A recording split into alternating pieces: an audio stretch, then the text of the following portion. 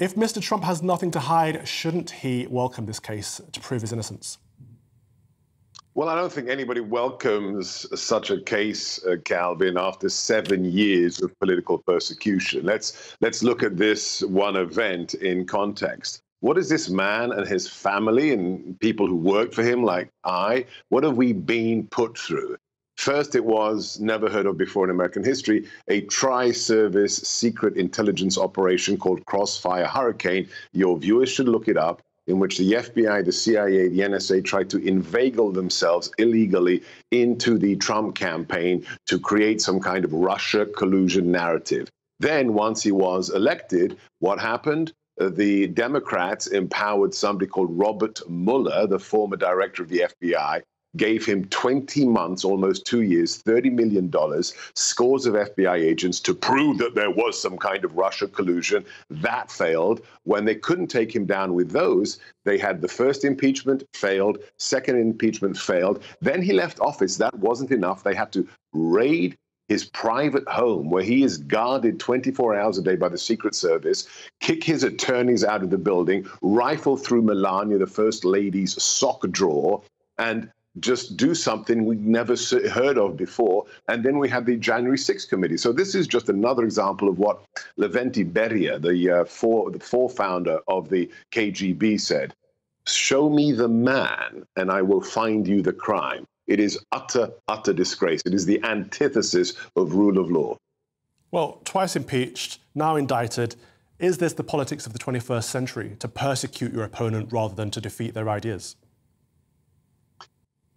I really don't want to answer that question, Calvin. I'm an immigrant to the United States. As you know, I was born in the UK. My father, at the age of 26, was liberated by freedom fighters from a communist political prison in Hungary. He was given a life sentence for being an anti-communist. He was betrayed by Kim Philby in 1950. The idea that I sit here in Washington, D.C. right now, and I have to talk about political persecution in America, that we have January 6 detainees from the protest on January 6 who are still in prison right now, less than 3 miles from where I sit, who have not even been arraigned. They have been in solitary for 2 years without arraignment. That is against the Constitution. You are absolutely assured swift justice, prompt justice. So, well, Seb, I've seen videos of these protesters being escorted through the Capitol building and the police opening the doors for them. It's shocking. But all of this surely is going to create a martyr of Donald Trump. Surely this is going to boost his popularity. Yeah, I said it on another one of your channel's shows, I think, earlier with Angela Rippon. I said it's like the original Star Wars movie, Calvin, where Alec Guinness says to Darth Vader, if you strike me down now, I will be stronger than I have ever been. Think about this, just the pure mathematics. This man, 6 years ago, garnered 63 million votes. 2 years ago, he garnered 74 million votes. That's the most votes for an incumbent president ever. And now a lot of people who maybe didn't like his style are going to say, what?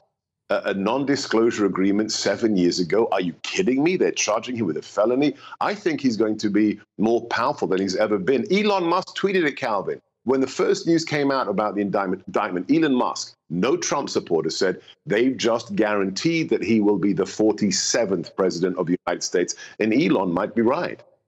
Well, there's a question for you. When is he going to start tweeting again? I think because he has his own social media platform, Truth Social, I think for the time being he'll stick there. But maybe I can be safe in predicting not too long before the election campaign gets into its final stages, you might be seeing him back on Elon's platform as well. And our final question, Seb, will his followers accept any other result than not guilty? No, absolutely not. Well, once we've seen the FBI raid a pro-life pastor's home just a few months ago with guns loaded because he's a conservative pro-life activist, they see this as all connected. No, this for the 74 million Americans who voted for President Trump is a star chamber. It is a witch hunt, and it must not be allowed to stand.